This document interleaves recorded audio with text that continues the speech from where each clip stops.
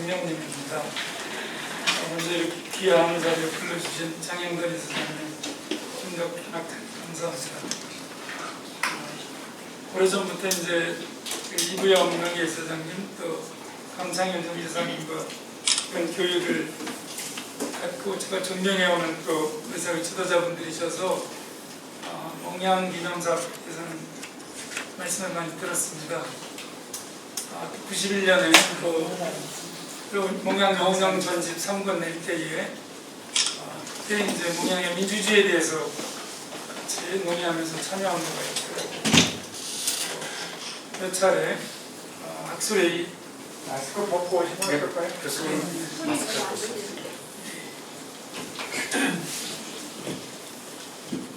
학술회의 때 이제 몽양샘에 대해서 발표를 하거나 그러면서 이렇게 좀 인연을 맺어봤습니다.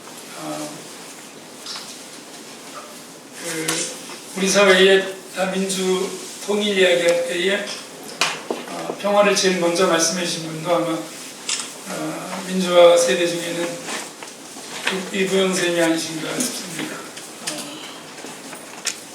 어느 날 이렇게 80년대 얼굴을 전 안 보이시게 전설적인 전원만 들었을 텐데 번거지 쓰고 나타나셔가지고 그만큼 뭉태기로 무슨 문건을 주셨는데 참 한반도 평화에 대한 내용이었습니다. 비핵, 환경, 평화. 그래서 공부해가지고 이제 이렇게 당신 세대는 좀 미국하고 이런 걸 미국에 알리고 교류하라고 이렇게 말씀해 주신 기억이 납니다. 오늘 와서 뵙니까 전에 민주화운동 기념사 앞에서 뵙던 위원표 부이사장도 여기서 뵙게 되고 지금은 이렇게 좀 과거 독재 시대를 이렇게 조금 패러디 하신 것 같습니다. 민주, 인권, 평화를 실천하는 긴급조치 사람들.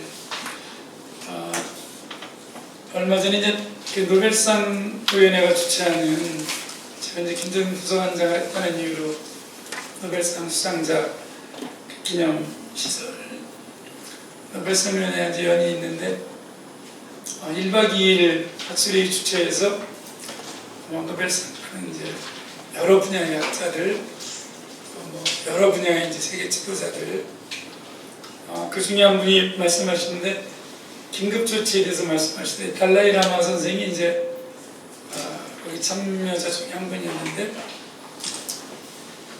기후 위기가 아니다 지금 기후 비상 상태다.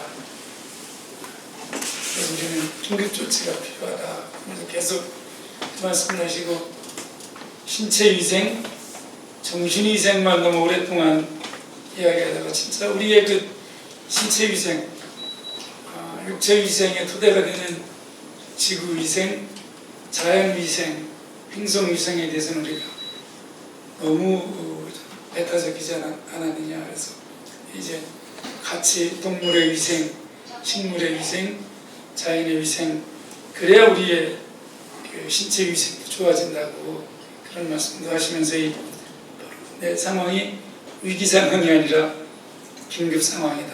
유영표 선생님 긴급조치 때문에 저희는 이제 긴급조치가 막 끝나고 이제 대학교에 들어간 세대라서 긴급조치 때문에 정말 고난의 길을 가셨던 세대분들이신데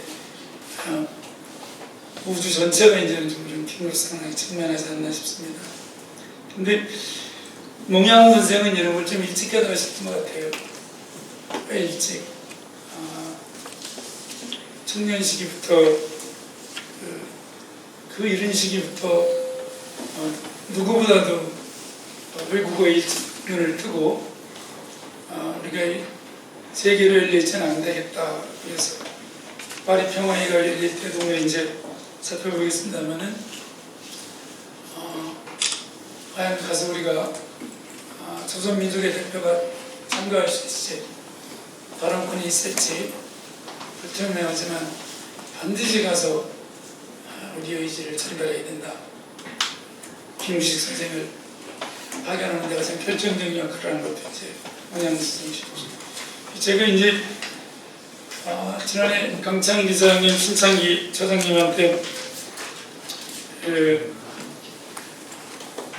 말씀을 좀 해달라고 부탁을 받고 생각했던 주제가 이 세 가지였는데요. 세계주의, 평화주의, 민주주의. 강점 시대에 주로 활동을 하셨는데 왜 민족주의, 또 좌우합작 그렇게 열심히 하시는데 통일 얘기가 없을까 내용에서 한번 말씀을 드려보겠습니다. 저는 오늘의 이 세계 실존을 볼 때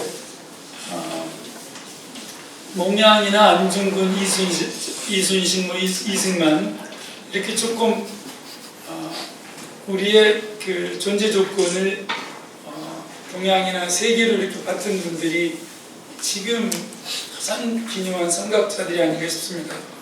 보시다시피 저희가 갖고 있는 핸드폰 하나는 가장 줄여잡아도 한 60개 정도의 나라, 이게 그 기지나 공장이나 노동자들의 협업이 들어가는 것이고,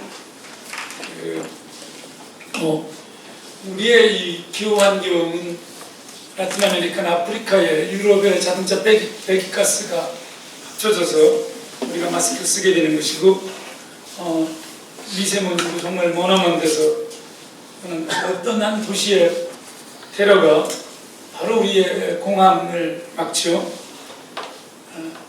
한 곳의 공장, 삼성전자가 폐쇄되면 아마 전 세계 증시 폭락이죠. 지금 글로벌 밸류체인의 정점에 있습니다. 난민 문제, 식품 안전은 더 말할 필요도 없죠. 우리 식탁에 올라오는 것의 안전은 정말 이제는 텃밭의 안전으로는 불가능한 코로나19 사태를 보다시피 질병은 이제는 아마 풍토병 일부를 제외해놓고는 전문가들은 많은 경우 아마 우리 이제는 이런 대유행이라는 것은 잘못된 거지.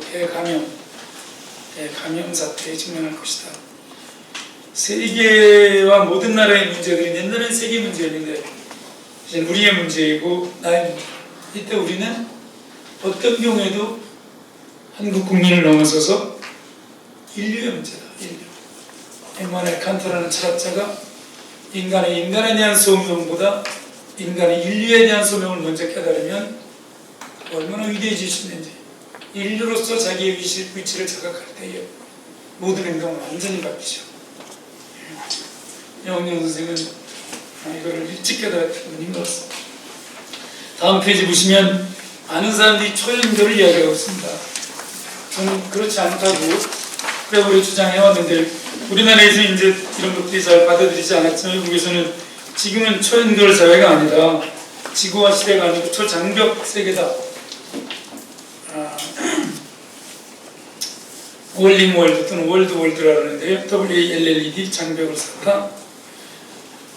2차 세계대전이 종전되었을 때 세계에는 휴전선과 베를린 장벽을 포함해서 7개밖에 없었습니다. 베를린 장벽이 붕괴되었을 때는 15개로 늘었습니다. 코로나로 인해서 전 세계에 셀 수 없는 장벽이 지금은 몇만 개, 몇십만 개인지 알 수가 없습니다.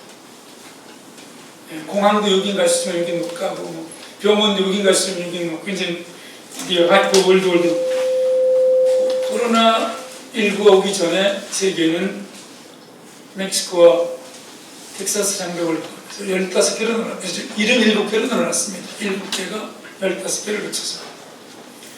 그래도 옛날에는 이념 장벽, 진영 장벽 하나였는데 인종 장벽, 종족 장벽, 문화, 종교, 철제, 법률, 이민, 시멘트 장벽까지 이제 세계는 장벽 세계가 있습니다. 월드. 그래서 가디언은 그걸 특집으로 몇 년 전에 이미 2013년에 보도한 바가 있습니다. 근데 한반도는 왜 안중근이나 몽양처럼 안중근은 왜 의식적으로 민족 얘기를 안 했는가? 안중근은 왜 의식적으로 한일 투쟁하면 안 된다, 형제고 왜 공존해야 된다는가? 한반도의 특이한 위치 때문입니다. 가장 일찍 깨달은 사람은 이순신이었습니다. 이순신은 너무 큰 사람이었기 때문에 자기가 전공으로 획득한 수급들도 전부 이제 진리한테 넘겨주죠. 그래서 명군의 업적으로 돌려서 명나라 황제가 조선에 대해서 감사하게끔 그런 걸 볼 수 있는데, 그것은 한반도가 대륙과 해양, 문명과 문명, 이념과 이념, 제국과 제국의 경계국가이기 때문에 핀란드나 이스라엘 팔레스타인 지역이나 캄보디아나 이렇게 이 지역은 한번 평화로우면 장기 평화입니다. 이순신이 가장 먼저 깨달았어요. 조선 한번 평화 보면 태평성대 200~300년 전쟁이 없어. 고수 고당 전쟁 나면 전쟁이 하나도 없어요. 제가 1994년에 고등학교 교과서 고치는데 1년 걸렸어요. 저 직접 오래 배웠던 함석권 선생님이나 그 앞에 신채호 사관을 깨부시는데 너무너무 오래 걸렸어요. 시련과 고난으로 점철된 민족 소천을 딛고, 시련과 고난은 이 땅처럼 평화로운 땅이 없었는데, 인조는 전에는 아예 전쟁이 없어요. 몇백 년 동안. 그리고 양적을 한 뒤에는 또 청일전쟁, 전쟁은 없어. 군대도 세금도 많지 않으면서. 유성룡의 책에 직접 이걸 언명하고 있죠. 그 뒷세대는 박재가도 이걸 언급하고 있어요. 그리고 신채호, 안중근, 민영환, 이승만. 시련과 고난으로 점철된 것은 근대 이후예요. 제 식으로는 전란시대에 들어가는 거예요. 개항부터 베트남 전쟁까지 100년은 이 땅은 전란시대입니다. 그 이제는 시련과 고난은 그냥 너무나 평화로운 땅이었어요. 여기는 전 세계 어디보다 오죽하면 율곡이 군대가 10만도 안 되니까 10만 연병을 주장하겠어요. 군대가 필요 없을 정도로 평화롭습니다. 둘 중에 하나입니다. 이런 경계국가, 개량국가는 장기 평화이거나 세계 고난, 여기서 전쟁이 터지면 이것은 세계 전쟁입니다. 임진왜란은 당대 최대의 전쟁입니다. 제가 란이 아니다 이건 절대로. 동아시아 7년 전쟁이라고 부르는 이유. 청일전쟁은 아시아에서 최초로 대포가 사용된 전쟁이고, 임진왜란은 아시아에서 최초로 조총, 총이 사용된 전쟁이고, 한국전쟁은 세계 최초로 제트기가 사용된 전쟁이고, 이런 세계 지역, 세계 분할 지역, 세계 진영 국가는 어쨌든 우리는 줄기세포나 AI도 테스트기지, 테스트베드 역할을 했지만 무기가 나는 이 땅처럼 테스트베드 역할을 하는 것은 없습니다. 전쟁이 터지면 세계 최첨단 무기가 사용됩니다.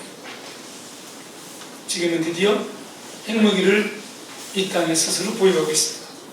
이런 세계 고난의 위치 때문에 세계 문제이고 세계 시민이었습니다. 그래서 잘하면 가교국가나 연결국가, 교량국가, 융합국가, 혼용국가, 중심국가, 조지훈처럼 신채호를 정면으로 비판하는 학자도 신채호 거명은 안 하지만 예수가 돌아오면 예수의 조선이 된다고 정반대로 5년 때부터 조지훈은 여기 얼마나 융합과 어느 시대에도 다 받아들여서 전 세계 문물을, 그렇죠? 개성은 뭐 아시아 최대 다민족 도시였는데, 그래서 오히려 오늘 이렇게 만든 것은 바로 혼연과 융합, 무엇이 들어와도 조선에 소체 들어오면은 다 다시 태어나는 거. 45년에서 48년까지 남한을 점령했던 물러가는 미군들의 비밀들을 보면 이 사람들은 어떻게 놀라운가. 뭐가 들어와도 자꾸 오늘날 디지털 문명의 이제 십진법, 시간이 없으려면 말씀 못 드릴게요. 인류에서 어떻게 십진법을 갖게 되고 손가락을 잘 사용하는 민족, 공동체가 어떻게 인류 문명을 끌고 갔는가. 한국은 아주 대표적인 공동체 중에 하나죠. 어쨌든 이 장기 평화와 세계 고난의 이 바로 세계 문제, 세계 시민. 따라서 우리는 객관적으로 세계 시민입니다. 이념과 이념, 문명과 문명, 제국과 제국의 대결 때문에 왜? 여기를 넘어야 자기네 제국, 자기네 문명, 자기네 이념이 대륙으로 가거나 해양으로 갈 수 있습니다. 즉 여기는 대륙의 끝이자 시작이고 해양의 끝이자 시작인 세계 지도를 오늘 다시 돌아가셔서 살펴보시면 이런 데는 정말 드뭅니다. 정말 그때까지 바다로 알았던 지중해를 바다로 알았던 필리스틴들 같은 셈족이죠. 유대족과 무슬림 같은 셈족이었어요. 그 족속들 그리고 스페인 정도만 이거를 깨달았었죠. 그래서 지금 코로나19를 포함해서 모든 문제가 우리 문제이지만 내 문제는 개인 문제입니다. 마스크 안 쓰면 버스를 탈 수가 없어요. PC, 개인 컴퓨터 시대에서 PM, 개인 모바일 폰, 지금은 개인 마스크, 퍼스널 마스크, 조금 이따 하나 더 나갈 거예요. 개인 방독면, 퍼스널 마스크 사이 가스가 들어갈 거예요. 퍼스널 가스 마스크가 될 거예요. 멀지 않을 겁니다. 이대로 가다가는 코로나19의 오염의 정도나 불평등의 정도나 쓰레기의 정도가 오히려 폭증하고 있잖아요. 그렇죠? 전자상가라는 이름으로. 그래서 우리가 살아온 것도 이순신이나 안중근이나 이렇게 민족주의가 아니라 세계주의 눈을 떴던 사람들이고 민족주의가 아니라 세계주의자들이었어요. 이건 무슨 얘기냐면 세계의 눈을 뜨는 것은 민족의 눈을 떴다는 거예요. 이미. 세계주의자는 민족주의로 쉽게 될 수 있어요. 근데 김구사라도 했다시피 민족에 먼저 눈을 뜨면 절대로 세계의 눈을 뜰 수가 없어요. 그래서 외부에 적을 만든 사람들은 외부의 적과 연결된 내부터 다 죽이는 거예요. 아, 저 자식 공산주의자야? 저 소련의 앞잡이구나. 너도 똑같은 제국의 앞잡이구나. 너 약간의 친일행위 있어? 안중근은 뭐 정말 일본 군까지 다 풀어줘 용서할 정도였습니다. 우리가 고려의 융합정책, 태조 이성의 융합정책은 삼국을 다 받아들였다고 엄청 칭찬하죠. 1940년, 48년에 일본한테 끌려갔다 온 사람들, 일본에 약간 흠집이 있었던 사람들, 뭔가 이념을 친북적인 사람들, 그 포용했으면 고려건국이나 조선국은 불가능한 거죠. 조금만 생각해보면 이 문제는 그래서 이게 경제국가 이스라엘을 갈라졌던 건 이 문제고 봐. 시간 없어서 자세히 못 드리지만 그런데 우리는 우리의 기나긴 역사에 비춰보면 강점과 분단은 굉장히 짧은 시기에 특히 강점 35년 그때의 민족주의나 공산주의, 항일, 친일 이해 상황을 지금까지도 그때 행적으로 너는 어느 파 너는 어느 파 이게 아니 35년 갖고 몇백 년 이 항구와 일반화 보편화를 하면 완전히 잘못된 거라는 건 이건 뭐 말할 필요 없는 거예요. 관용도, 용서도, 평화도, 미래도 이건 완전히 불가능한 거죠. 데이트 폭력, 가정 폭력 어디서 나타나는 거예요? 민족 폭력.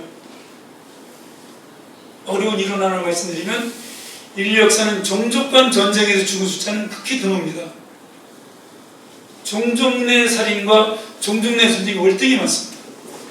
우리도 어떤 전쟁보다도 한국 전쟁보다는 살상이 적습니다.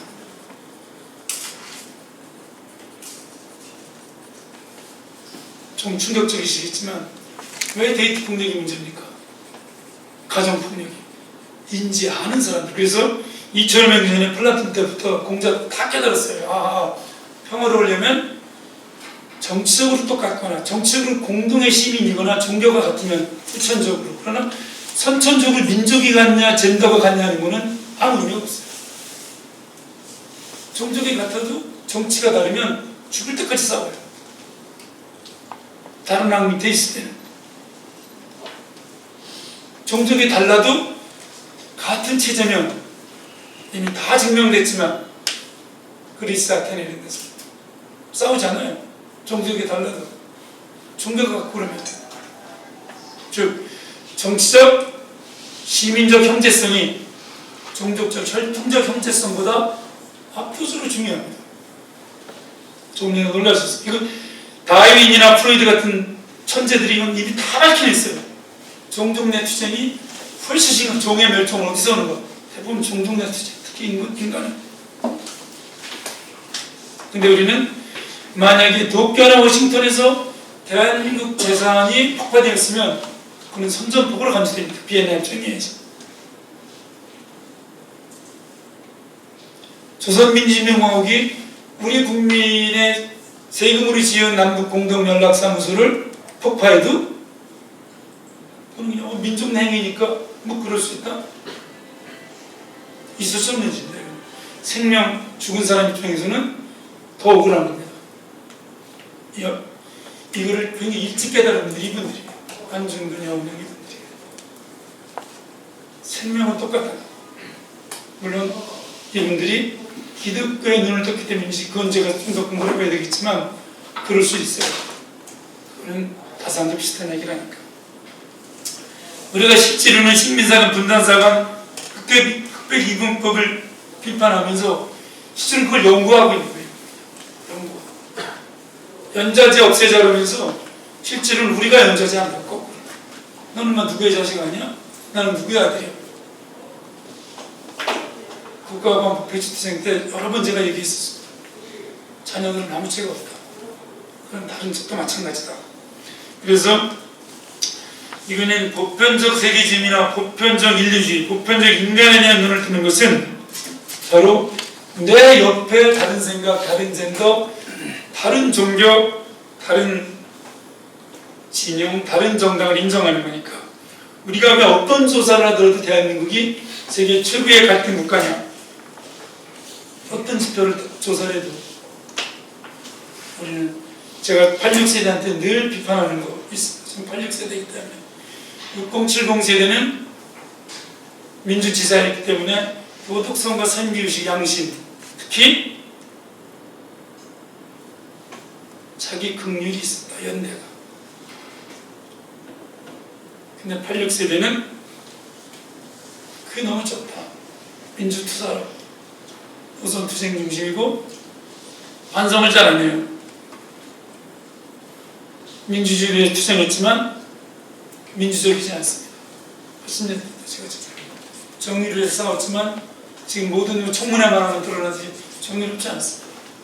그래서 이 갈등이 이렇게 치열한 게 대화와 타협 권력은 나누라고 있는 건데 그게 민주공화국의 ABC인데 무슨 연합하고 연대하고 타협만 하려면 권력 나눠먹기로 비판해요.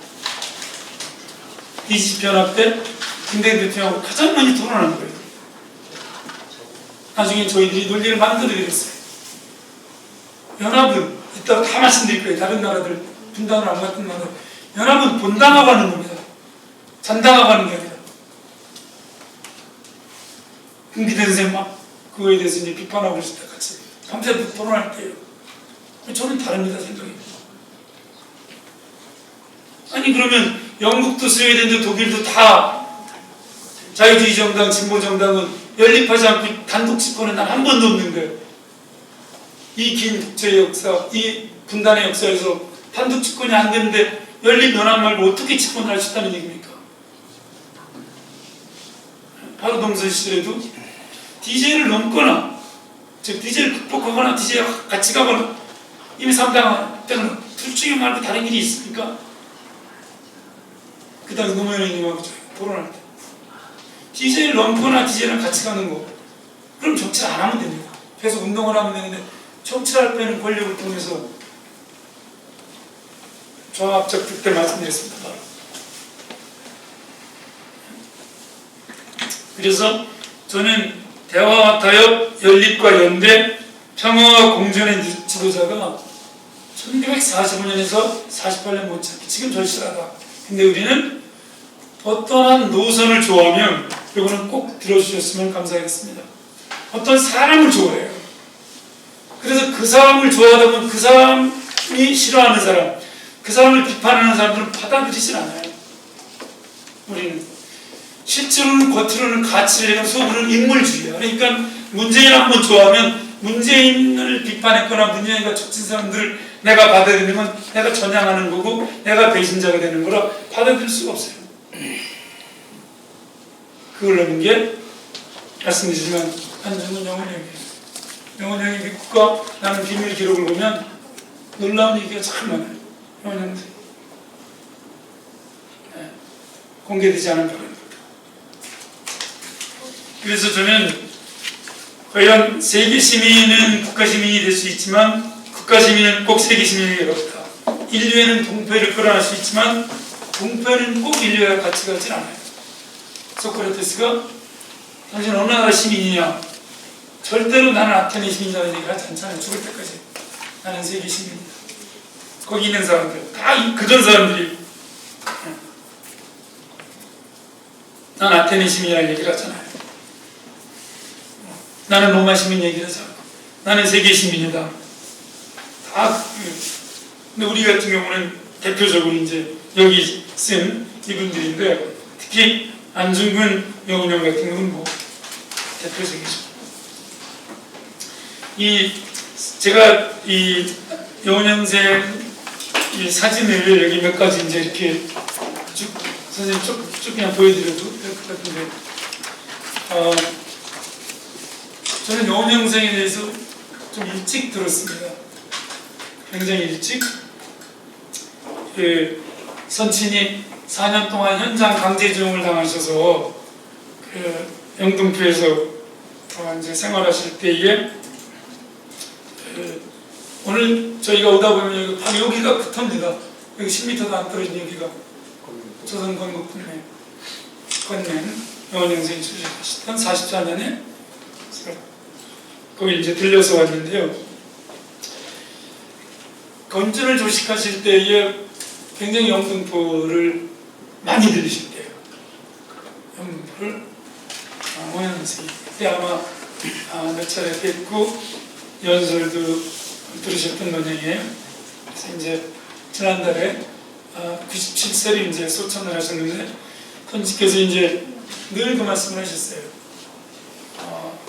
우리가 영훈형 같은 지도자를 품을 수 있으면은 좀 관용적인 민족이 될 것이고 영훈형 같은 지도자를 품지 못하면 아마 지금처럼 계속 갈등할 것이다.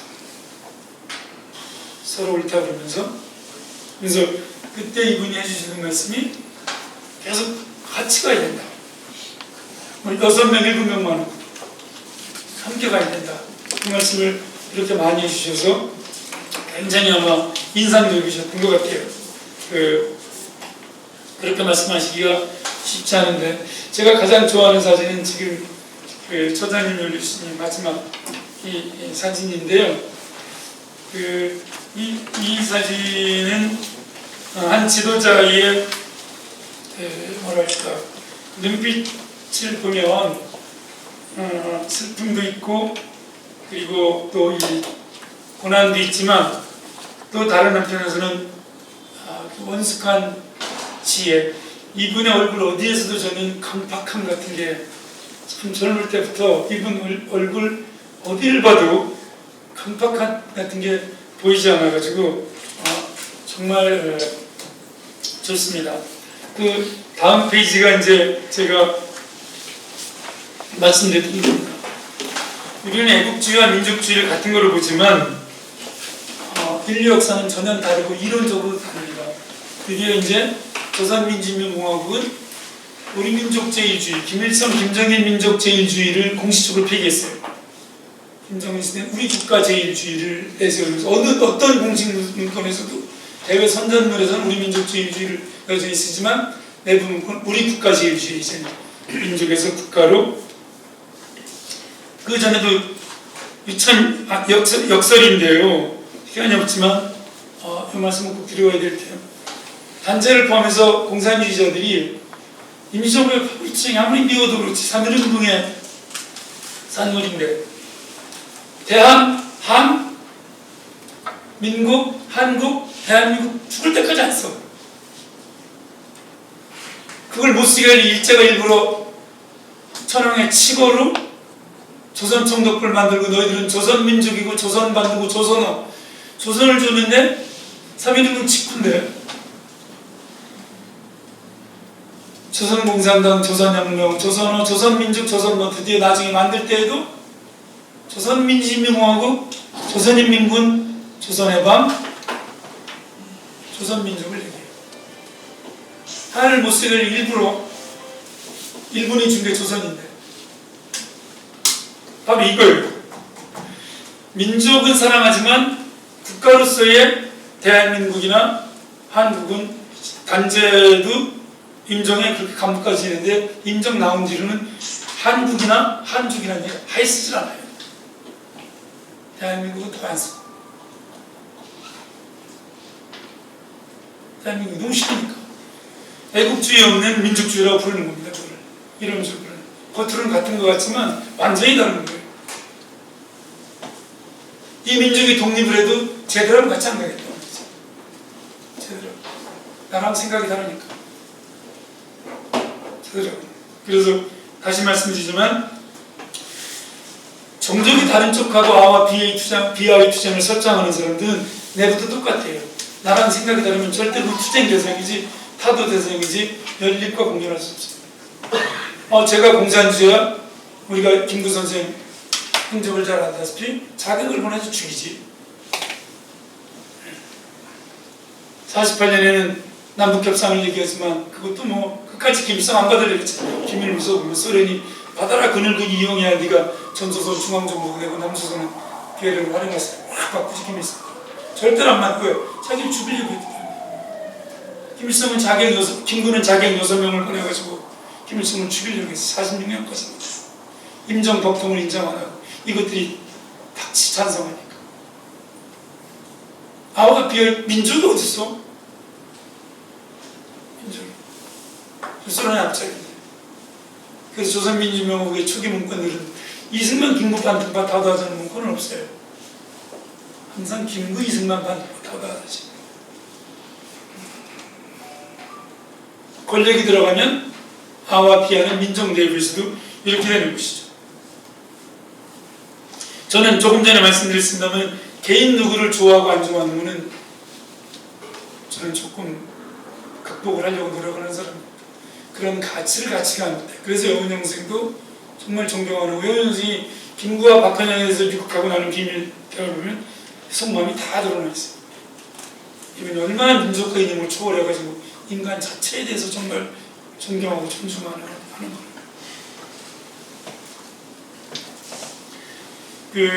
저는 1945년, 48년보다 조금 이따 지금 더 여운형 노선이 필요하다고 생각합니다.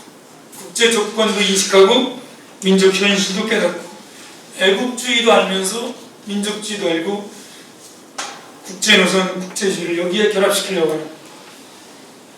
단전이 어떤 경우에도 그러니까 자폭하는 거예요.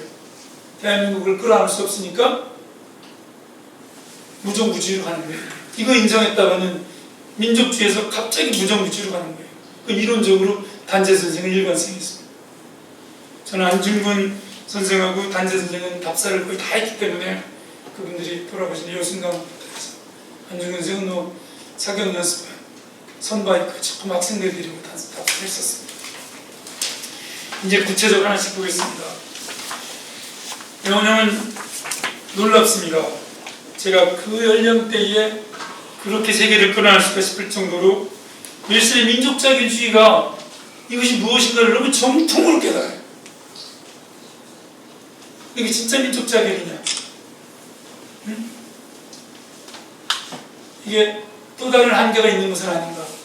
물론 그 내막은 백인의 단계를 외치는 것이죠. 당신들은 스스로 알아서라. 그리고 파리평화회의의 한국 문제가 논의될 가능성과 불가능성도 정확하게 인지하고 있어요. 미국 사람들, 크레인이나 밀러들 다 만나서 그럼에도 불구하고 한국 문제가 논의되지 않더라도 우리가 일본의 선전처럼 자발적으로 합방한 것이 아니라 우리는 그분 표현은, 당시 표현은 우리는 4,000년 독립국가였고 우리 스스로 합방무시 아니라는 것을 세계에 알려야 된다. 그래서 한국 대표의 파견을 주도해요. 제국 호텔 연설을 한번 보시죠. 이게 원문 그대로입니다. 제가 영어 선생님 묵었던 방을 찾으려고 일본에 강의 갈 때마다 또 히비야 공원 좀 이따 사진 보여드리겠는데요. 기록이 없어요. 지배인들, 그리고 옛날 지배인들까지 탐문해서 몇 도시를 묵으셨었는지 1919년 11월 달에 결코 민족 자결주의에 교체한 것이 아니다. 세계를 개척하고 개조로 달려나가 평화적 천지, 평화 세계를 만드는 것이 우리의 사명이다. 우리의 선조는 칼과 총으로 서로 죽였으나 이후로 우리는 서로 붙들고 돕지 않으면 안 된다. 이때 우리는 일본을 이야기합니다. 한국이 독립하느라야 동양이 참으로 단결할 수 있다. 실상은 일본이 이익이 될 것이다. 누구 얘기입니까? 일본이 아시아의 선도에 서라 그러니 누구 얘기? 안중근 얘기예요. 이 민주공화국은 놀라우시죠? 소름이 끼쳐. 2000년에 이래서 민주공화국 얘기가 나왔어요. 우리 민주공화국이 무슨 뜻인지도 모르고 외치지만 2000년 이때 운영을 공부하다 보면 한밤중에 난중일기 읽을 때처럼 책이 떨어지고 무릎이 그냥 덜덜덜 떨려요. 너무 앞서간 천재. 이 민주공화국은 대한민족의 절대적 요구요. 그 다음 세계 대세의 요구다. 민주공화국이 세계 대세라는 겁니다. 안중근 똑같은 얘기예요. 민족력이 절대로는 안중근이에요. 위에 아래 어디에 책임이냐? 위에 책임이 있다. 고종의 대한을 입은 참모장인데도 고종 책임을 정면으로 군주국이기 때문에 이렇게 됐다. 안중근 얘기예요. 그래요. 평화라는 것은 형식적 단계로는 성공하지 못한다. 차제 일본이 암만 척척 이후로 일지 친선, 일지는 일본, 중국, 일지 친선을 말하자면 무슨 이익이 있겠는가? 일지 친선은 안 된다. 왜? 안중근 얘기했고 일본하고 중국이 친해질 수 있나? 절대 한국 독립 문제가 해결되면 자연스럽게 중국 문제도 해결될 거다. 나중에 이순신이 이승만이 계속 반복해서 하는 얘기죠. 카이로서는 조선 문제 집어넣으려고. 영어는 뭐 제일 잘했어. 이승만이다. 한국 독립 문제가 해결되면 중국 문제가 지금 몇 개 제국 호텔에서 지금 사자고를 통하는 거예요. 그 다음도 안중근하고 거의 고백을 해. 두 천재는 너무 문장이 똑같아 그냥. 일찍이 한국 독립을 위하여 일청전쟁과 일로전쟁을 한 일본이 그때의 성명을 무시하고 스스로의 약속을 까먹었으니 이것이 한일 두 민족의 원인이 되지 않습니다. 안중근이 러일 전쟁 때 일본을 열렬히 지지한 이유였죠. 그때까지는 독립문, 독립관, 외세였습니까? 중국으로부터 독립이었습니까? 그래서 일본을 지지했던 거예요. 그때는 중국으로 독립은 독립관한다, 모아관을 다 바꾸고 그런 거잖아요. 중국으로부터 독립. 한국 독립은 일용호와 분리하는 듯하나 원한을 버리고 동일한 보조를 취하여 함께 나가는 것이 진정한 합의이요. 동일한 보조를 함께 나간다. 안중근은 계속 일본 한 형제라고 해요. 동양 평화를 확보하는 것이면 세계 평화를 주는 제일이겠죠. 자기 목숨을 던졌는데 우리가 안중근하고 여운형한테 시입하는 것은 없잖아요.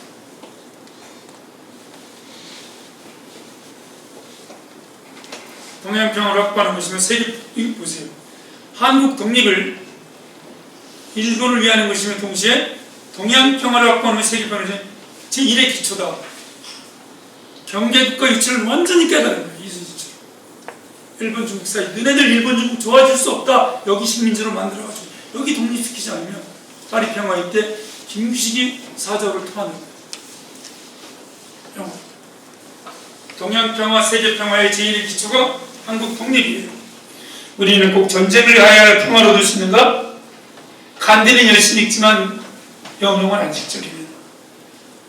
싸우지 않고는 인류가 누릴 자유와 평화를 못 얻을 것인가? 일본 사람은 깊이 생각하라. 자유, 평화. 100년 전입니다. 100년 전에 이렇게 평화를 많이 말한 사람은 세 사람밖에 없어요. 평화를. 안중근, 명훈영, 이승만. 계속 평화예요. 근데 물론 이승만은 특별히 자유를 더 많이 얘기하는데 그건 미국 영향이 있었던 것이죠. 계속만. 근데 못지않아요. 명훈영 평화에 대한 얘기, 이거 보십시오.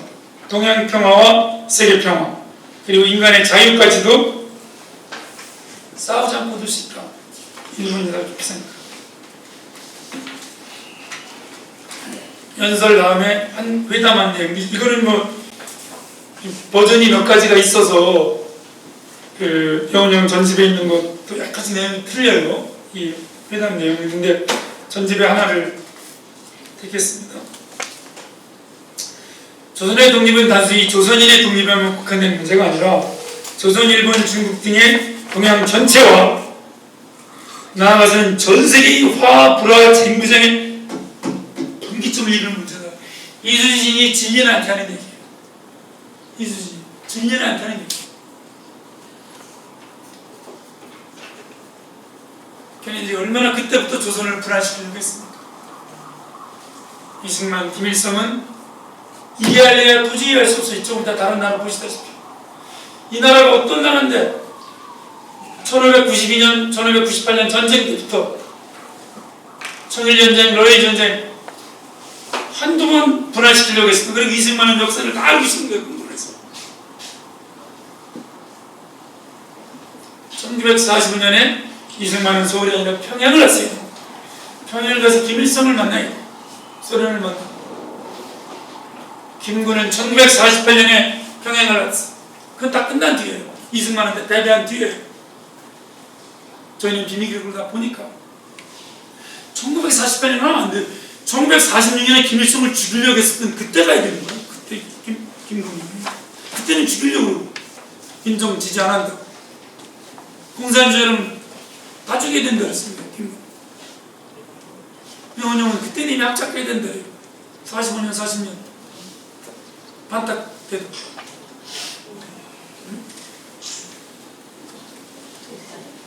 그래서 저는 이 연설을 회담을 보면 전 세계 화불의 분기점을 이루는 문제다. 그건 그대로 됐어요. 아시아 태평양 전쟁까지 가고. 역사적으로 볼 때 일본은 우리 조선에 대해 일본 문화는 조선에서 이익된 것이다. 빚이 많다. 제가 원문을 여러 번 본 건데 새벽에 쳐놨다가 빼먹었네요. 역사적으로 볼 때 일본은 우리 조선에 대해서 빚이 많다. 일본 문화는 조선에 이익된 것이다. 쭉 설명하라고 넘어갑니다. 일본은 청일, 일로 두 전쟁 시기에 있어서 조선의 완전 운영을 보장할 것을 세계에 성명한 바 있다. 잘 알려진 얘기죠. 그러나 그 조선을 강제로 병합하고 말았다. 일본은 조선과 세계에 대한 배신을 하였다. 전 세계는 일본의 사기적 소행과 배신을 공격하고 있다. 그리고 세계는 일본을 탐욕적이고도 부도덕한 낙인 찍고 있다. 일본 지도자들하고 하는 일본은 이렇던 신의를 되찾기 위하여 그리고 스스로의 평화와 번영을 위해서도 조선의 독립을 승인하지 않은 것이다. 아마 한국이 독립됐으면 일본은 전쟁으로 안 갔을 것이다. 명훈영의 지금 중국의 베일, 일본을 배척하는 여름 불꽃처럼 타오르고 있으면 그대들 알고 있을 것이다. 일본의 장관들, 최고 지도자들 앞에서 물론 그 근인은 가까운 원인은 산동 문제와 21교시 일터가겠지만 더 큰 원인은 강행된 한일 합병이 있는 것이다. 한일 합병 때문에 베일이 불타올랐다.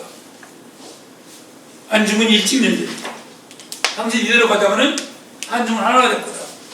나중에 이거를 그대로 이어가는 게 단지 신체호예요. 민족을 버리면서 신체호도 아나키즘으로 가면서 민족을 다 버려요. 이제 그때는 조선민족 얘기 조차 안 해. 그러니 여전히 민족 이렇게 해서 단죄를 모시고 있지만 단죄 사상은 그렇지 않죠. 아우비와 투쟁 그 하나 때문에 이제 여전히 우리가 그 생각을 지속해 놓은 것이죠. 이거를 단제도 그대로 이어받아요. 청일전 후에 체결된 신문의 습작 제1조는 조선 후의 자유독립을 주장한 그늘 일본은 그것을 망각했단 말입니다. 중국은 일본에 대하여 분노와 정말 적개심으로 가득 차 있다. 한일의 평은 동양평화를 파괴하는 주요 기회가 된다. 따라서 조선의 독립은 동양평 회복을 위한 주요 조건으로 될 것이다. 아까 제1기초처럼. 그래서 한국 독립의 4가지 목표를 이야기하고 있어요. 조선의 독립을 위한 것이고, 일본의 신의를 살려주는 것이고, 일본을 살리는, 안중근이 계속하는 얘기, 너희들이 살아날 것이다. 동양평화를 모시고 드디어 세계평화와 세계문명을 얘기하고 있어요. 이거는 조수왕 선생을, 한참의 조수왕 선생을 불러보고 동양의 평화 없이 세계 안정을 바랄 수 없다는 것은 상식이다. 근데 이 동양의 평화는 한국의 독립 없이는 안 된다는 거예요. 이 천재는 한국의 독립 없이 세계 대전이 올 거라는 걸 꿰뚫고 있어요.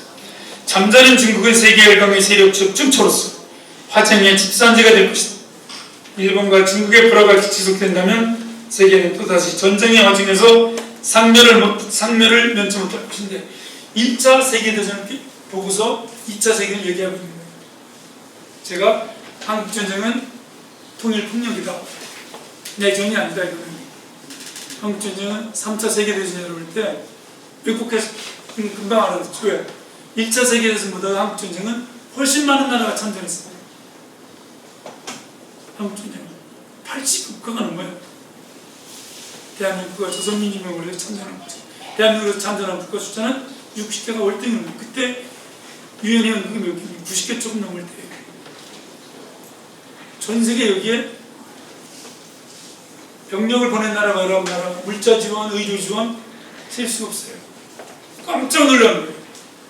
이건 완전히 세계대전이었어요.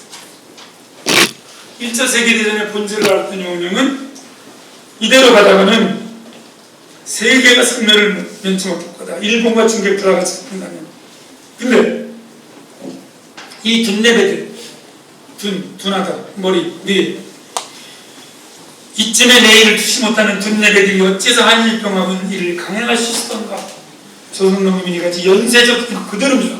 보면 연세적 세계평화의 열쇠가 될 것이니, 현자는 지혜로운 자들은 택할 바라 할 것이면 둔자는 어두운 자들은 묵과 지나치는 우를 범할 것이다. 세계평화의 열쇠, 연세적 평화, 이거는 지금도 사용하는 평화 이론가들의 가장 중요한 이론입니다. Chains of Peace, 연세적 세계평화. 저는 제가 여운형 선생을 가치와 노선으로 개인을 좋아하고 존경하는 것을 극복하려고 정말 투쟁해도 여운형 선생 안 좋아할 수가 없어요. 이런 것들. 가치를 보여. 3.1운동 100주년을 조금 말씀드리겠습니다. 다 항일운동이고 독립운동이라 할 때 저는 3.1운동은 항일운동이 아니다.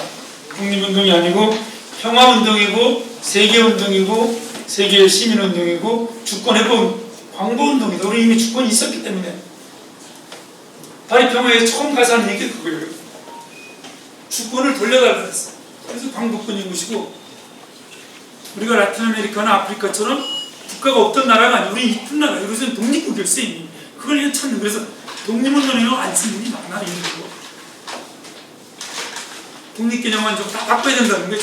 광복기념관으로. 그래서 1949년에 독립기념일을 바로 바꾸는 거예요. 광복절로. 아, 이거 우리 독립국, 옛날에 독립국이었는데 3.1운동 때 계속 하는 얘기예요. 독립만세라는 것은 독립을 시켜줘서 만세 부르겠다는 게 아니에요. 원래 독립 상태로 돌아가는 걸 위해서 만세를 부르는 거예요. 이거는 파리평화에 의해 그대로 그냥 영어로도 그대로 되어 있어요. 프랑스나 이태리나 스페인에서 독립운동을 할 때는 마저 죽어요. 잠깐 뺏긴 건데 원래 독립국이었는데 다 페콘케스타, 리스토질멘트, 레지스탄스였어요. 프랑스의 독일에 대한 투쟁. 요새 3.1운동 100주년을 하면서 이제 좀 세계 큰 학자들 불러모 3.1운동 연구자 딱 한 명밖에 없었어요. 다들 깜짝 놀랐어요. 그분들을 통해서 우리 3.1운동은 이제 얼마나 세계. 그래서 이승만 대통령 며느리, 김구 주석 쪽에는 백동 김구 기념사업 김영호 이장님, 여운형 동양선생 쪽에 이구영 이장님, 이사장님, 이혜영 이시험생 쪽에 이종찬 선생님, 조수왕 지청천 자녀를 대표적인 광복운동 가문과 기념단체들을 제가 초청을 했는데 롤라 일이 벌어졌어요. 다 오래된 분들인가 하지만 한 분도 안 빼고 다 왔어요. 한 분도 안 빼고. 항상 정부는 한쪽만 부르지만 저는 이분들을 다 모셨어요. 한 테이블. 그게 3.1운동 정신이고 대한민국 임시정부 정신입니다. 이게 이제 3.1운동 100주년 제가 이제 민간 후원자들 몇 년 모아가지고 이제 세계 최고의 학자들 그 분야의 철학은 슬라브의 지적, 신학은 몰트만, 정책은 빌리 패티 이런 분들에서 이제 쭉 해서 이틀 동안 했었던 행사고 이것은 한국이 얼마나 이거는 바로 여운형생 묵었던 제국 호텔. 제가 가면 사진을 찍거나 묻거나 그러는데요. 그 옆에 그 다음 사진은 이 가방인데 3.1운동 때 쓰던 안중근 여운형을 생각하고 여기가 바로 희비야공원. 이때 우리 장례식을 치렀던 얼마나 안중근 여운형 분들이 모르냐면 일본 사람들이 이때 우리 장례식 날짜가 틀려있어요. 여기 가면 외국 문건에 그러니까 영웅 중에 영웅인데 여기가 바로 그 장례식 바로 그 현장이에요. 쫙 여기 옛날 사진 보면 바로 옆에가 여운형이 사적으로 되어있던 제국 호텔이고요. 거기에 이 안중근 여운형을 생각하면서 이 가방을 놓고 일본에 굉장히 많이 갖다 줬어요. 늘 당선을 안중근 여운형 공부해라. 제가 이제 여러분께서 그 다음 사진 이토이루분이 이제 시신이 지나갔을 그 길, 그 비비야공원. 물론 옆에는 이제 선문이 이제 맨날 공부하고 뭐 술 먹고 식당이 지금도 있죠. 그리고 요 옆에는 이제 일본을 뒤집어놨던 시공관 최승희 선생이 공연했었던 데가 있고 여기 여운형 선생이 연설하고 많이 걸었던 데요. 교수님, 죄송한데 제국 호텔은 저기가 맞는데 그때 건물은 저 건물이 아니었어요. 그렇죠. 네. 저기 그 건물은 여기가 있거든요. 예이지무라라고 거기가 있는데 저도 갔다 왔거든요. 그래서 제가 이분들한테 그거를 찾아가지고 가서 그때 이제 아시다시피 여운형 선생님이 갔었잖아요. 희비야공원을. 그걸 말씀드리면 그건 정확한 말씀입니다.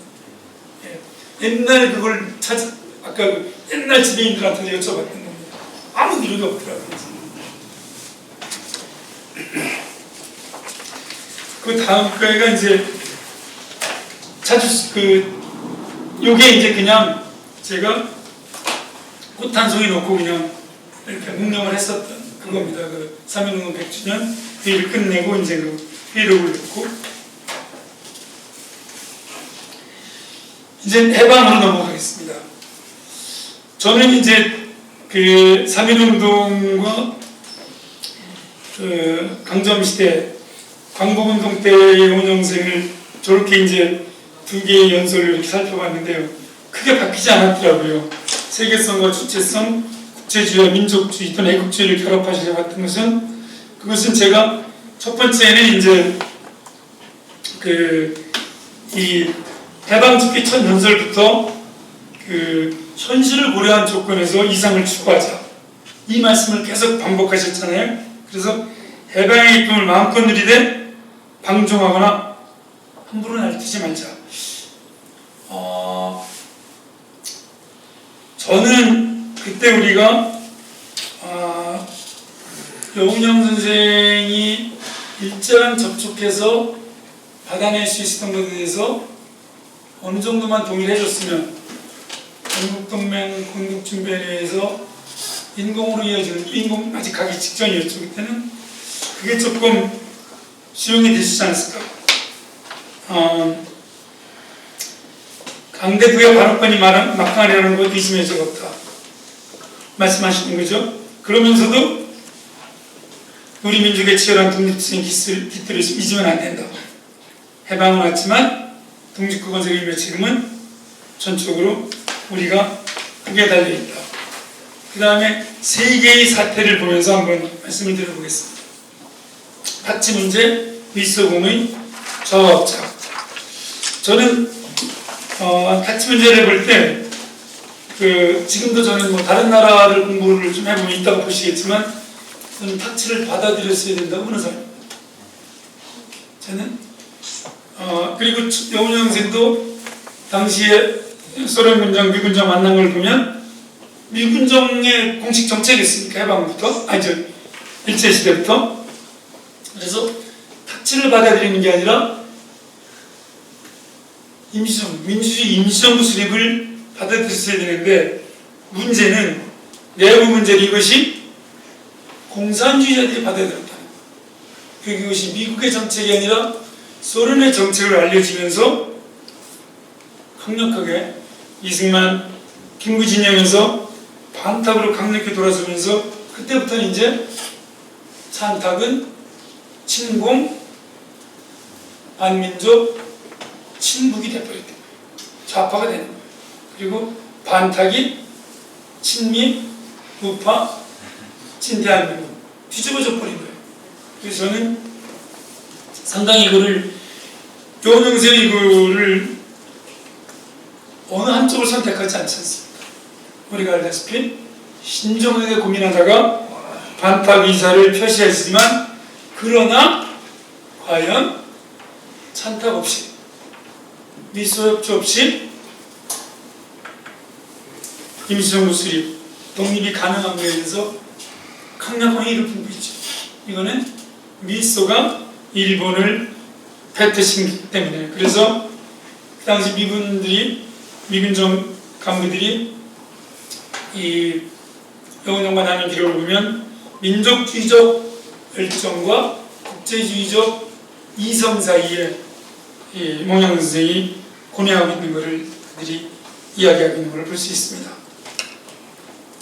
미소공의 저합작 대응 역시 마찬가지였다고 생각하는데 저는 현실주의적인 민족주의 또는 이상적 현실주의라고 좀 부를 수 있지 않을까 하는 생각을 해봅니다. 이승만, 김구, 김일성, 박헌영은 일관되게, 물론 박헌영은 살짝 바뀌죠. 일관되게 반탁 아니면 찬탁이었지만 여운형 선생은 보기 드물게 이거를 결합하려고 하는 것을 볼 수 있습니다. 제가 오늘 또 하나 살펴보려고 하는 건 민주주의 문제입니다. 저는 그 당시에 남한과 북한 진보와 보수, 좌파 우파에서 가장 민주적인 지도자는 동양 여운형하고 우사 김규식 그리고 아마 송진우 그 정도가 아니었나 싶습니다. 송진우 선수도 보면 초기부터가 해방직부터 입헌주의 헌법을 만들어서 민중의 의사가 법치를 통해서 구현되어야 되는 입헌공화국 의회주의 얘기를 하고 있는 걸로 봐서 그런데 진보 진영은 보통 직접 민주주의 이제 민주주의를 조금만 말씀드리면 민주주의는 원래 초기에 민주주의는 공화주의랑 만나기 전에는 아주 단명을 했거든요. 놀라실 텐데요. 그리스 아테네 때부터 인류 역사에서 민주주의는 아주 단명했습니다. 짧습니다. 지속기간이. 다른 거에 뭐에 비해서 군주정이나 귀족정에 비해서. 우리가 귀족정으로 보아냐면 일본을 베낀 건데 원래 귀족정이 아닙니다. 최선정이란 아리스토크라시입니다. 가장 지혜로운 자들이 통치하는 거라는 뜻입니다. 그런데 민주정은 대메마을 사람들 데모스라고 불렀는데 데모스가 스스로 통치하는 걸 데모크라시라고 불렀어요. 거기는 귀족이나 군주는 들어갈 수가 없었어요. 너무 짧으니까 인류가 오래 고민을 해요. 죄송하지만 조금 요거는 경청해 주시면 감사하겠습니다. 그래서 로마가 오래된 게 무슨 이유인가를 연구를 추가라고 해요. 인류가 공화주의구나. 공화국. 그래서 인류가 처음으로 발견한 몽테스키라는 사람이 이 용어를 처음 쓰는데 법의 정신이라는 책에서 민주공화국. 사상석 시대는 데이비드 흄이라는 사람이 이제 여러 사람이 있지만 우리가 신라권을 쓴 존 밀턴이 쓰는 것도 이제 그때 이 용어고, 그리고는 미국을 만든 제퍼슨이나 메디슨이 처음 만든 정당 이름도 민주공화당이에요. 그때 또 우리가 살아남았어요. 공화국, 공화주의에 만들었어요. 민주주의는 원래 독임, 독재, 독선의 측면이 있습니다. 왜? 민중의 직접 지배를 추구하기 때문에 자기들의 의사가 전체 의지고 국민의 의지고 국가의 의지이기 때문에, 그래서 인민민주주의, 프롤레타리아 민주주의, 스루 프롤레타리아 독재도 프롤레타리아 민주주의라고 부르는 겁니다. 인민민주주의. 레닌도 소셜리스트 데모크라시, 소셜 데모크라시 다 민주주의라고 뒤에 붙여요. 그러나 내용에서 이유는 부르주아의 억압을, 부르주아의 반동의 지배를 다독이는 독재를 이룬다. 칸트나 메디슨 이런 사람들이 이걸 정확히 깨달아서 민주주의가 갖고 있는 독임성, 독임관, 독재관, 딕타토르, 독재관, 독임관이 나중에 이제 독재자 이렇게 발전을 하는 겁니다만은, 그래서 민주주의는 이분을 아까 보셨지 않습니까? 젊을 때에 민주공화국의 용어를 벌써 쓰고 있어요. 근데 이때 공화는 무슨 뜻이냐면 대의, 대표라는 뜻입니다. 예, 어느 스님 지금 말씀하신 대로 왕이 없는 겁니다. 세수왕, 대의, 대표, 국민, 민중, 인민의 대표들이 그것도 최선자들, 아까 말씀드린 대로 그거를 우리가 선출한다는 것입니다. 그래서 데모크라틱 리퍼블릭을 그때 막 이 용어가 처음 쓰일 때의 고전들을 보면 레프리젠티티브 데모크라시 이렇게 되어 있습니다. 또는 리틀 리퍼블릭, 엘리먼터리 리퍼블릭. 우리 스스로가 다 마을부터 공화국을 만들어서 점점 대표를 보내가지고 맨 위에 올리는, 그래서 마을이 가장 기초적인 공화국이다. 이걸 가장 많이 받아들인 게 안중근하고 간디입니다. 간디. 그건 시간이 없어서 말씀드리기 어렵고요. 영역을 왜 민주주의라고 볼 수 있냐, 요거만 좀 말씀드려요. 두 차원에서 목표로서의 민주주의, 절차로서의 민주주의 두 가지 점에서 영역은 좀 과장된 표현 같지 모르겠는데요, 가장 위대한 민주주의였던 것 같습니다. 그 혼돈의 시기에 민주주의에 대해서 추구하면서도 민주적으로 그거를 달성하려고 하는 권준의 선언과 강령에서 민주주의에 대한 강조는 일관됩니다. 원칙적 수준에서 결코 민주주의를 포기하지 않고 더 나아가서는 진정한 민주주의를 반복적으로 강조하고 있습니다. 물론 이거를 사회주의라고 해석한 학자들도 적지 않지만 저는 그렇게 보지 않습니다. 사회적 의지에 대한 진보적 실현을 의미하지만 이거를 공산주의나 사회주의를 보기 어려운 것은 바로 절차에 있습니다. 절차. 그래서 저희 86세대들하고 정말 논쟁을 많이 했는데, 민주주의는 다수결이 아니다. 아무리 얘기 안 통해요. 스탈린이 맨날 강조하는 게 다수결이었다. 다수의지, 인민의지. 민주주의는 특히 대의민주주의, 자유민주주의, 의회민주주의는 저런 전체지적 민주주의, 인민민주주의와는 다르게 소수의 의견을 보장하는 것, 소수도 말할 권리를 주는 것, 소수를 배려하는 것, 그게 민주공화국이 전체주의랑 다른 거다. 쉽지가 않더라고요, 솔직히 말씀드리면. 근데 우리가 개혁하라고 생각하면 대부분의 혁명이나 진파들이 그랬지만 어떻게 됩니까? 이 정의를 인민의 총의로 관철을 시켜야 돼요. 나머지는 적대니까. 반동이. 그래 듣질 않는다. 그래서 그 소수를 무시하다 보면 국민민주주의, 민주주의는 돼. 공화국이 안 되는 거죠. 공화국이. 이 공화국은 어디서 결정이 되느냐? 토론을 통해서 다양한 사회적 의사를 결집하는 방식으로부터 주어지는 민주주의가 아니고, 그래서 건준의 구성원들을 분석을 해보면 다 아시는 거지만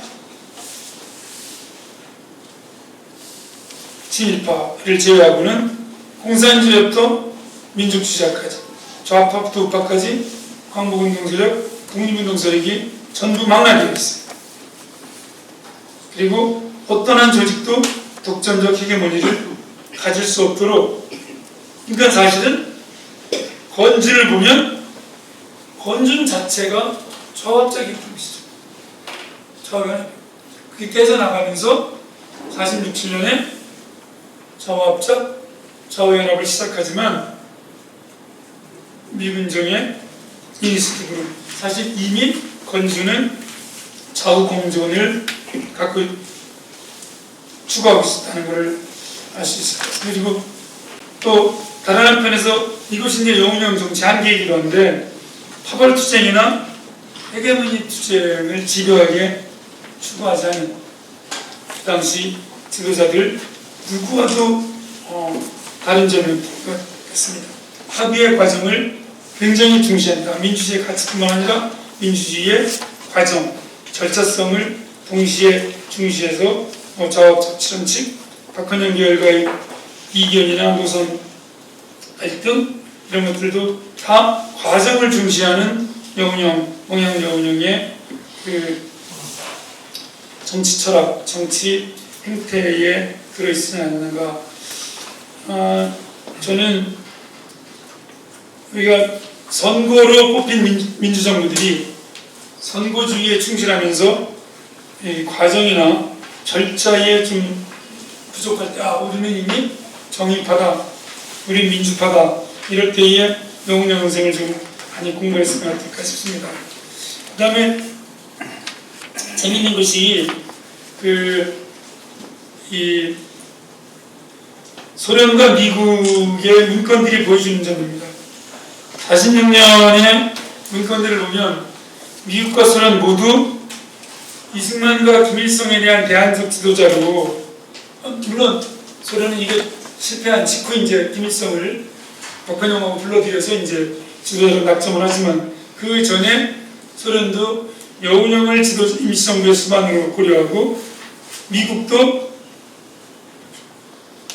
좌합적을 통해서 여운형을 민족통일전선을 통해서 그 지도자로 이렇게 구상하고 고려했던 것을 보여주고 있습니다. 그러니까 소련은 3번에 걸쳐서 지도자를 바꾸는 거예요. 처음에 오대행 정국 시절에 들어왔을 때는 조만식이었습니다. 받아들이려고 오산학 끝에 제자였던 최영문도 여러 차례 보냈고, 그 다음에 병영을 거쳐서 김일성, 박헌영이 직접 이제 스탈린한테 불려가가지고 이제 김일성이 낙점이 됐는데,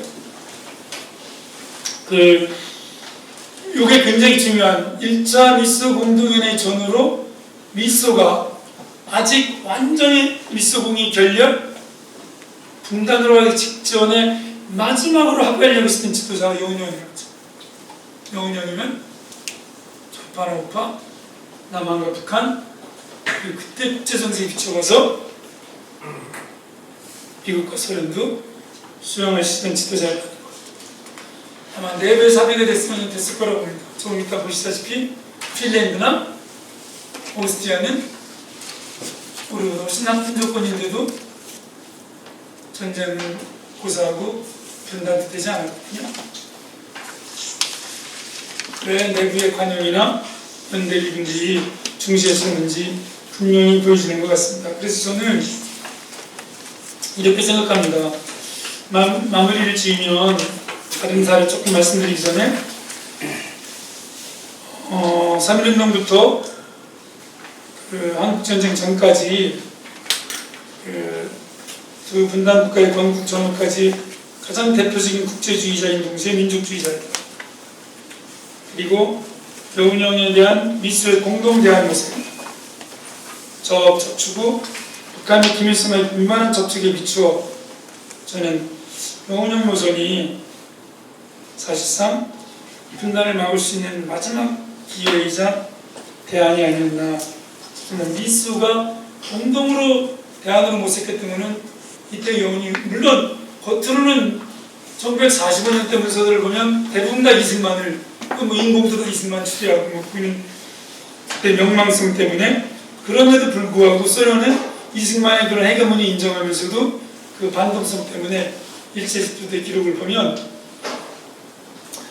명목적으로는 이승만을 인정하지만 전체를 아우르는 지도자로는 고려하지 않는 것을 볼 수 있습니다. 세계주의, 평화주의, 민주주의를 21세기 지금도 저희가 좀 다시 불러와야 되고 폭력과 전쟁, 대결을 전제하는 정치를 거부하는 가장 앞자리에 서는 지도자가 아닌가 싶습니다.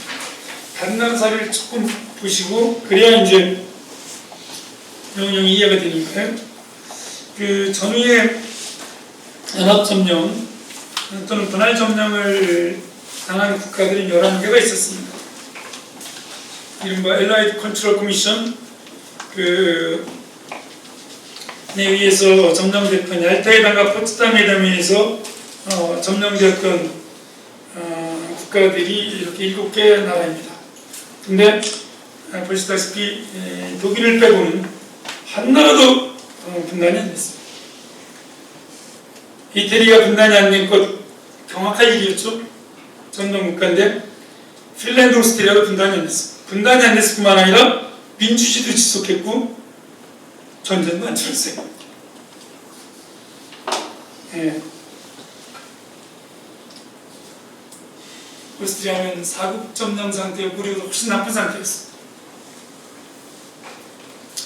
헝가리, 불가리아, 루마니아 물론 헝가리 같은 경우는 처음에는 양합정권 가능성도 있었지만 공산당이 이제 쿠데타를 통해서 네르 쿠데타를 통해서 뒤지러 가고 이런 걸 볼 수 있는데 80년대 말에 민주화와 평화를 갔습니다.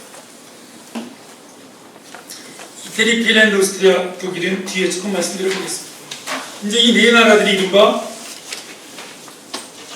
엘라이트 커미션, 연합점령이 아니고 일반 명령 1호에서 점령이 된 지역들입니다.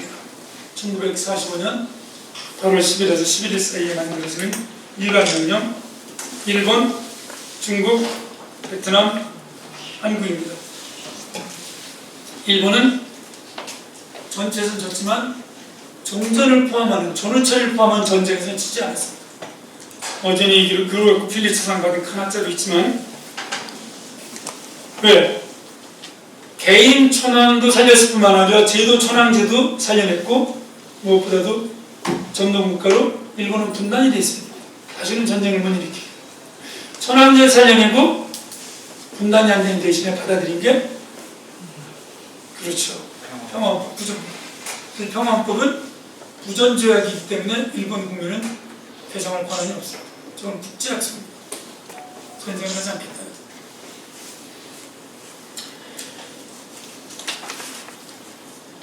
아시아 태평양 전쟁을 일으킨 전범 국가가 국채도 변경되지 않았고 영토가 분단되지 않았습니다. 그리고는 대신 이 세 나라가 분단됐습니다.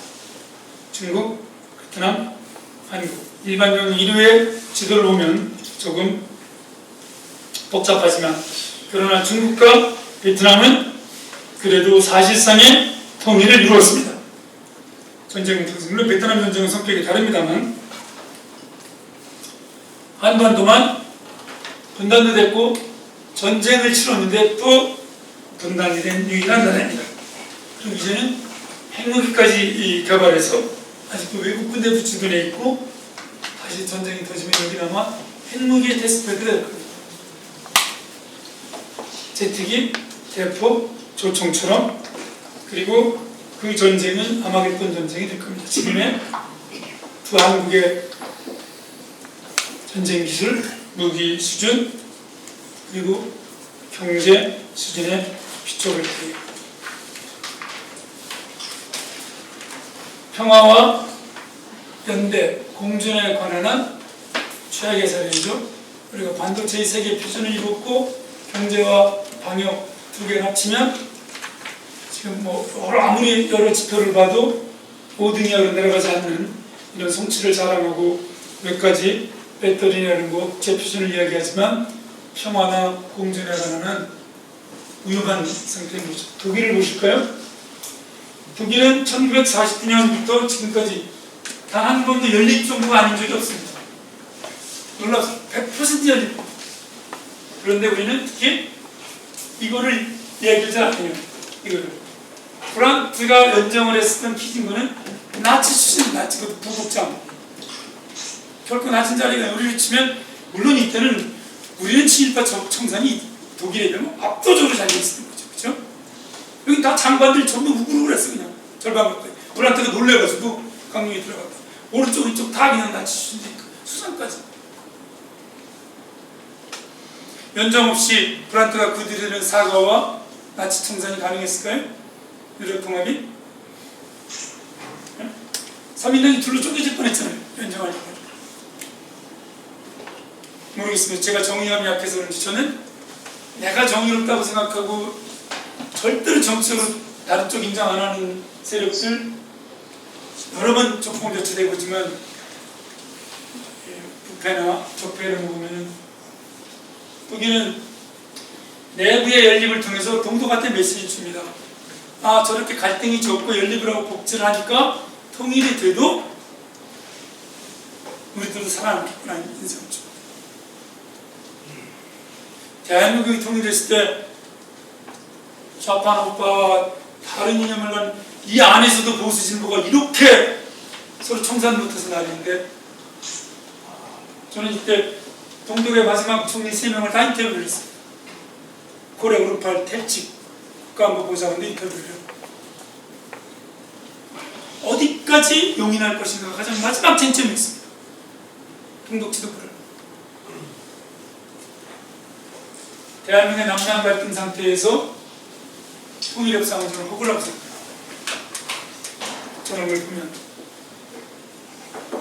정말 우리는 전쟁 때들 경험했지만 아까 말씀드렸습니까? 가까울수록 더 잔인합니다. 결혼 기간이 길수록 이혼 과정이 어렵고 황혼살인이 많습니다. 이건 통계학적으로. 결혼 3개월 만에 이혼하면 살인하지 않습니다. 30년이 가면 나의 헌신이 사랑이 복수로 돌아서는 순간 그 친구는 내 모든 인생이 박탈되기 때문에 이거는 아주 이스라엘 팔레스타인 싸움하고 같은 민족이고 다 같습니다. 이건 너무너무 이론에 많아서 동분원성이 없어 같은 민족 오래 살 수 있는 위해서는 잔인합니다. 이걸로 노벨상 받은 사람들 그건 허구입니다. 진짜로 인류 역사를 보면 혈통이 같기 때문에 뭐 평화 이거는 없어요. 정치가 체제가 생각이 없기 때문에 평화가 없어요. 그 다음 독일 다음 지금까지도 개인적으로 직접 인터뷰했습니다. 독일 통일했던 3인당 11주 정도에 있다고 어떻게 콜 정부의 외교장관 계속 하게 되는가 바로 그겁니다. 생각이 달라도 타협과 대화를 통해서 연속 연립할 때에 다른 100% 연정이 있습니다. 그 다음 문제의 핀란드. 이제 진영 논리, 진영 대결이라는 말이 나온 나라죠. 대전 때. 내전을 겪었는데도 요 바로 다음 시기를 보시면 여기 총리가 대통령이 되는 요거를 이제 보여드리려고 하는데 요 다음 페이지 이거 이제 2차 대전 종전 이전입니다. 이 이유를 보시면 우리를 치면 아마 이제 러시아나 독일하고 관계 때문에 침략파로 처벌됐을 텐데 핀란드는 뭐 스웨덴의 600년, 러시아의 108년 식민지를 경험하면서 정말 새 옥리, 새 대국사에서 그냥 만장이었죠. 우리 역사에 대해서 함석헌 선생님이 표현하는 그런.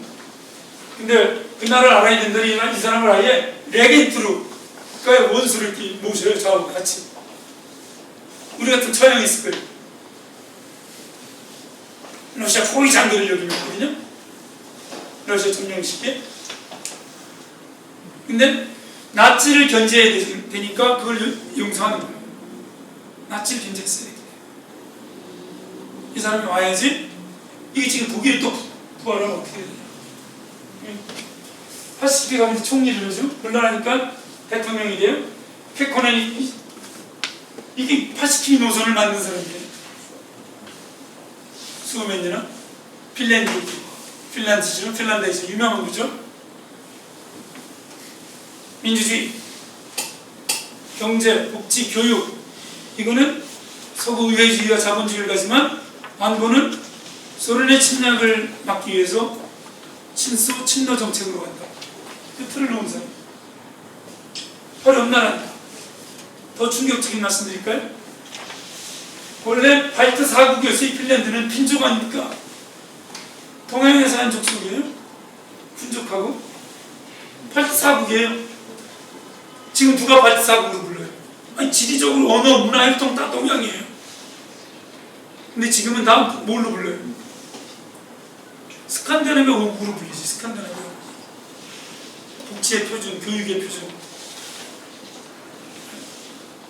핀란드, 스웨덴 여러 번 다니니까 시장 막 당선되시고 박원순 시장한테 독일에 오셨을 때 교육감들 맨날 핀란드 가자고 박 시장님 가지 마세요. 인터넷에 다 있다고 정책. 어떤 교육감이 오셨다가 저한테 진짜 욕 바가지로 먹었어요. 이만큼 데리고 왔어요. 민주교육관. 그런 정책을 만들어내는 저들의 타협 정신을 배우세요. 정책은 여기 인터넷에 다 있다고. 제발 좀 묻히지 말라고. 정치를 배워라. 정책이 문제가 아니다. 캐커네는 누굽니까? 이 조그만 나라가 제가 이제 서울 안보위, 서울 통화 이런 거 맨날 막 그 서울 통화 포럼 이제 세상을 하셨지만 박사님하고 막 하고 그랬거든. 그냥 이 조그만 나라에서 유럽 안보협력 회의를 만들잖아요. 그죠? CSC. 이게 나중에 회의가 정식 기구가 되고 유럽 통합의 결정적인 토대를 놓는 거예요. 유럽 통합에. 가보세요. 핀란드 요만해. 말도 지금 자국어 다 여러 나라 말 다 써. 공식 언어 중에 하나가 스웨덴어. 그렇게 자기는 올해 점령 복치했는데. 함께 못 가나요? 신발 안 나게 좀. 꼭 다 때려잡고 청산하고 그래야 되나? 그 다음 오스트리아 보실까요? 이게 레닌의 친구 아니에요? 칼레너? 예? 나중에 반동이라고 욕먹으면서도. 예? 사국 점령 상태에서 오스트리아가 어떻습니까? 대독일주의, 소독일주의 때부터 비스마르크 때부터 유럽의 전쟁의 진원이었잖아요. 이대로는 안 된다. 그래가지고 연립정권을 해가지고 소련하고 미국, 프랑스, 영국의 영향력을 급속히 줄여가지고 놀라운 거. 어떻게? 민주화 될 때마다 연립정부하라고 그렇게 건의를 해도 민주파일수록 더 안 받아들여요, 우리는. 쟤들은 적폐고 쟤들은 보수인데. 칼레너는 선거를 이겨도 아까 독일도 마찬가지예요. 강요의 절반도 안 가져. 다 줘, 야당한테. 왜? 여기도 오스트리아니까 얘네들도. 그렇잖아요. 얘네들 소련파가 되는데. 이순신처럼 하는 거예요. 이순신처럼. 어떤 경우에도 동인서엔 안 들어가잖아요. 죽을 때까지 안 들어가. 이순신. 우리가 친독파도 해봤고 친노파도 해봤고 그러니까 다 쓸 수 없는 표현이에요. 함석헌 선생님이 맨날 우리 역사하는 이 사람은 다 그 표현 쓴다고요. 우리는 사창가에 누구 같은 이제 그런 수모는 그만 나가자. 우리는 그래서 연정을 하는 거예요.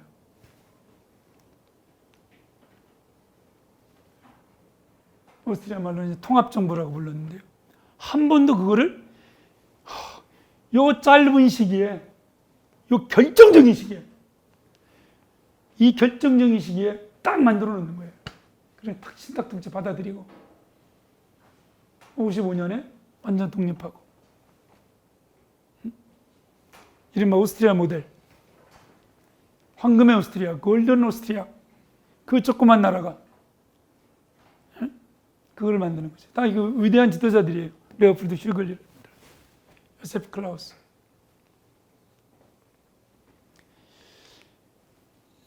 저는 통합정부나 연립정부 탄핵 같은 경우는 워낙 87년의 최대의 사건이 6월 항쟁 못지않게 큰 거였기 때문에 한번 진보파가 제2의 6.29 같은 걸 한번 하길 바랐었어요. 보수를 딱 끌어안아가지고 그냥 대통령 정도만 탄핵으로 딱 끝나고 사법처리 손 떼고 적폐청산하지 않고, 원래 이론적으로 말씀드린 긴데요. 정치적인 탄핵을 했을 때는 사법적인 처리는 잘 안 하는 거거든요. 뭐 자, 그걸 국민들이 원한다고 할지라도 한번 거꾸로 진보의 6.29를 통해서, 저는 조금 진보적이니까 재벌개혁, 검찰개혁, 노동개혁, 특히 비정규직하고 자영업 문제만은 동일노동, 동일임금 이런 건 꼭 해야 된다고 생각해서 약자 문제 이런 거, 장애인 문제 이런 거 정말 지표 하나하나 볼 때마다 한 30년은 조금 진보 정책이 가야 되길 바랬기 때문에 연정을 해가지고 끌어들이면 가축 이론이 복잡합니다. 하여튼 야생동물은 야생동물이니까 무는데 도메스틱, 이제 기숙사라는 가족 도메스틱 안으로 들어오면 연정을 하면 이제 이렇게 갈등이 확 떨어지고, 걔도 안 물잖아요. 가족 갈등이 확 떨어지고, 아까 갈등 지표가 1등에서 3등을 놓친 적이 없다 그랬어요. 타협이 되고 정책이 연속이 되니까. 독일, 핀란드, 오스트리아. 그 조그만 핀란드가 유럽 안보협력회 한 달에 다 웃었어요. 다. 소련이고 다 콧방 끼겠다고. 근데 다 모여. 그래서 그걸 주도했던 케코넨 대통령, 케코넨 박물관에 가서 그때 분들 조금 더 인터뷰를 해봤죠. 맨날 밤새우는 거, 맨날. 영훈형하고 똑같은 얘기를 하는 거야. 핀란드 문제는 핀란드 문제이고 유럽 문제고 세계 문제다. 우리가 안정되고 우리가 살아야 게르만족하고 슬라브족하고 스웨덴족이 서로 이걸 넘으려고 하다가 세계 전쟁이 되고. 그러니까 자강이 평화고 연대고 이런 얘기를 하면서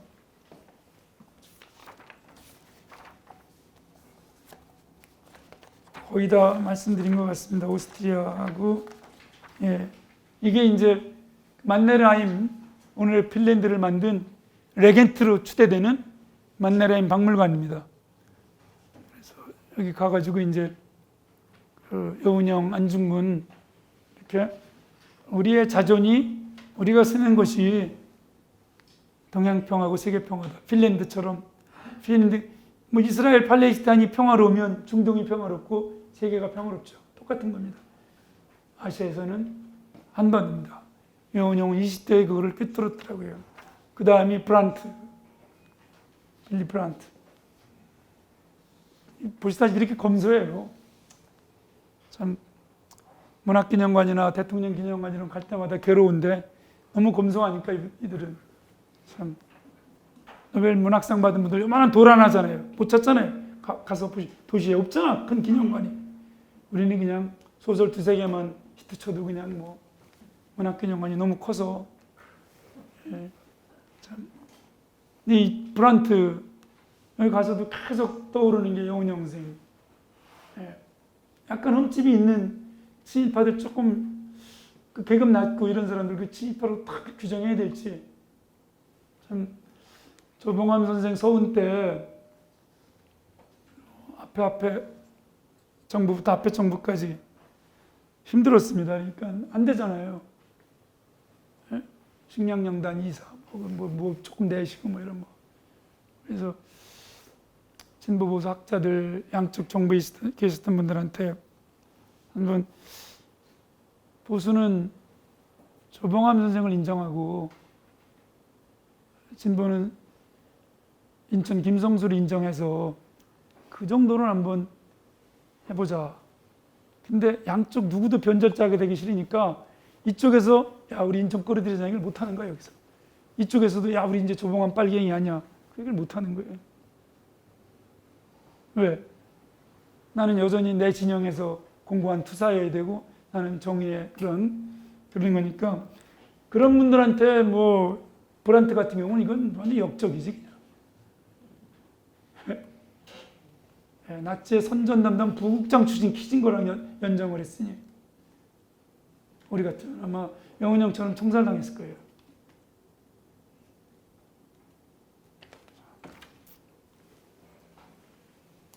어쨌든 국민당과 공산당의 양쪽 다 아버지를 섬기는 손문기념관. 손문 앞에 참 이게 놀라운 거죠. 타이페이에서 청천백일기와 오성홍기를 같이 드는 사람이 선거운동을 하고 있어요. 대한민국에서 대한민국 국기와 조선민주주의인민국 국기를 동시에 들고 평화 합작회의 등으로 선거운동 할 수 있을까요? 동원감난법이 이제 이때 폐지된 거죠. 개헌하면서 타이완에서 국가보안법이 우리식 국가보안법 폐지된 거죠. 저도 우리나라 국가보안법 필요 없다고 오랫동안 주장해온 사람입니다만은 그래서 이 손문기념관과 국민당 당원이에요. 제가 인터뷰해 보니 그때도 손문기념관에서 무슨 큰 학술회의가 있어서 가서 발표하고 이제 나오는데 중국 학자들 뭐 외국 학자들하고 이걸 보고 바로 사진 찍고 달려가서 그랬더니 깜짝 놀랐어요. 전 국민당 당원이야. 오래된.